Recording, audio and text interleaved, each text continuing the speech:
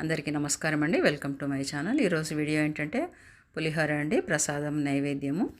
మనం ఏ పూజలు చేసుకున్నా ఏం చేసినా ప్రసాదం అనేది తప్పనిసరిగా మనం పులిహోర చేసుకుంటాము.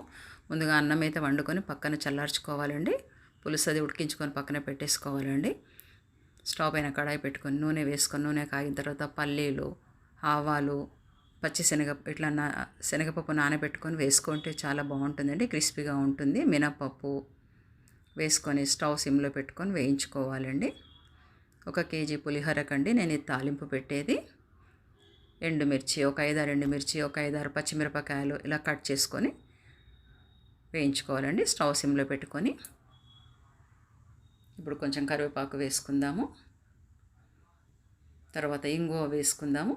ఇంగువతోని చాలా రుచి వస్తుందండి పులిహోరకి. తప్పనిసరిగా ఇంగువ వేసుకోవాలండి. ఇంగువ వేస్తే చాలా బాగుంటుంది. కొంచెం పసుపు వేసుకుందామండి. ఇప్పుడు స్టవ్ సిమ్లో పెట్టుకొని వేయించుకుంటూ ఉండాలండి. ఈలోపు మనం అన్నం చల్లార్చి పెట్టుకున్నాం కదండి, ఇది పులుసు ఉడికించుకొని పెట్టుకున్నదండి. పులుసులో పచ్చిమిరపకాయలు, కరివేపాకు, కొద్దిగా ఇంగువ వేసి ఉడికించి పక్కన పెట్టేసుకున్నానండి. ఇప్పుడు అన్నం చల్లారిపోయింది. ఆ పులుసు కలిపేసుకొని మనం తాలింపు వేసేసుకుంటే పులిహోర రెడీ అయిపోతుందండి.